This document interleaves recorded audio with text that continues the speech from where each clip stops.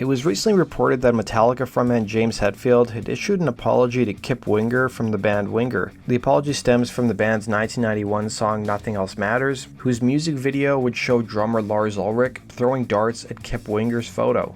There's also a reference to it in the documentary A Year and a Half in the Life of. Recently, Kip Winger appeared on the Appetite for Distortion podcast and was asked if he took offense, to which he said, "Nah man, you can see a video on the Howard Stern show where Lars is going, 'Man, I threw darts at Kip, but it was nothing personal.' He never apologized, but James Hetfield called me about a year and a half ago and apologized for the incident.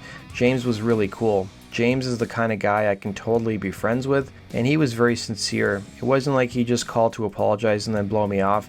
He actually texted me a few times. We text every now and then. I don't think Lars would ever call me to apologize." It wasn't just Metallica that poked fun at the band, but also the TV show Beavis and Butthead, and by the early 90s, Winger's career took a steep nosedive.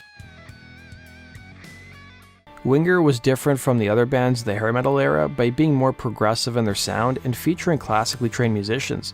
In fact, frontman and bassist Kip Winger referred to Winger as, and I quote, "the hair metal version of Dream Theater." At the same time, Kip Winger had a background in ballet, leading some to believe that he wasn't macho. He would tell the LA Times when asked if he was macho, saying, "Some people don't think so. I'm sure people will have thought I was a sissy.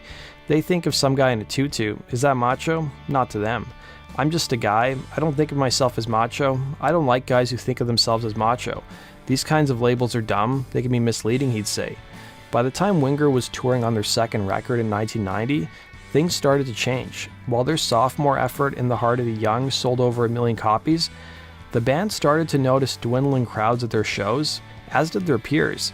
Keyboardist Paul Taylor would recall in the book Nothing But a Good Time, "By then we were into 1990, so we were starting to all notice, like, wow, where's everybody at the shows? And where's our chart numbers?" I remember it finally hit home in Cincinnati. We had a night off and I went to see Extreme and Cinderella with David Lee Roth, and it was half full.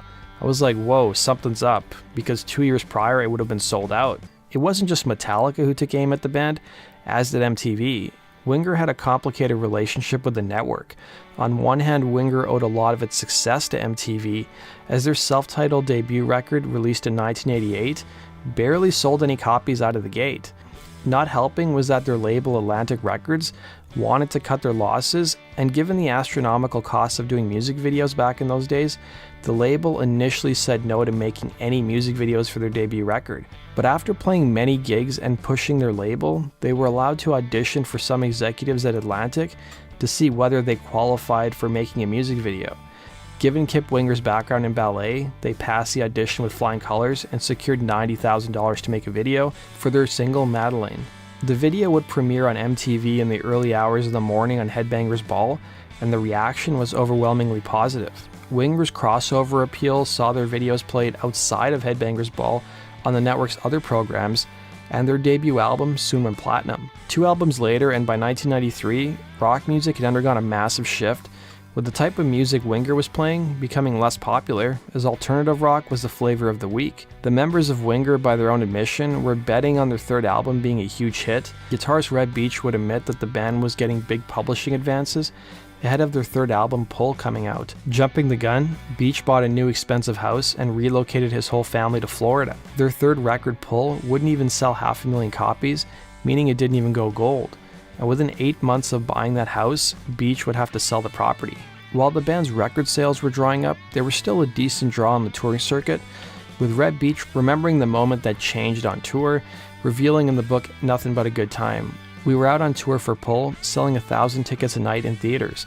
It was going really well, and this guy came on the bus and said, 'I gotta show you guys something.' He put Beavis and Butthead on, and when they hung that kid by his underwear on the tree in his Winger t-shirt, we all just looked at each other. I remember going, oh no, this could all be over. The day after it aired, nobody bought Winger tickets anymore. We had to cancel the tour, and in a separate interview, Beach would claim that radio DJs soon stopped playing the band's music altogether. The character that Beach was referring to was named Stuart, who was one of the uncool kids on the show who wore a Winger shirt. Compared to the main characters of Beavis and Butthead, who wore AC/DC and Metallica t-shirts, the show's message was simple. Winger was safe and uncool. The band would split the following year before reforming briefly in 2001, then more permanently in 2006. They've since released 3 additional albums since Pull, the most recent being 2014's Better Days Comin'. Kip Winger, for his part, also found time to work on classical music compositions with the San Francisco Ballet Orchestra, but in 2011 Kip Winger gave an interview to The Weaklings where he revealed he'd apparently buried the hatchet with Beavis and Butthead writer and creator Mike Judge. He would state, "When they did the Beavis and Butthead remake, I found Mike and I told him I wanted to clear the air. I never tried to sue MTV or Mike, never had a problem with the cartoon. I mean, it was David and Goliath really. There was nothing you could do but take it like a man. It certainly didn't help us, I'll tell you that. But it was a funny show and Mike's a funny guy. Winger was a band that was popular for some of the wrong reasons, man, so we ended up on the show. I don't believe there was any malicious intent. We exchanged some emails. Mike is a very nice guy, no hard feelings. I was hoping maybe he'd give me a voiceover role in his new cartoon though." That does it for today's video, guys. Thanks for watching. Be sure to like button and subscribe, and we'll see you again on Rock and Roll True Stories. Take care.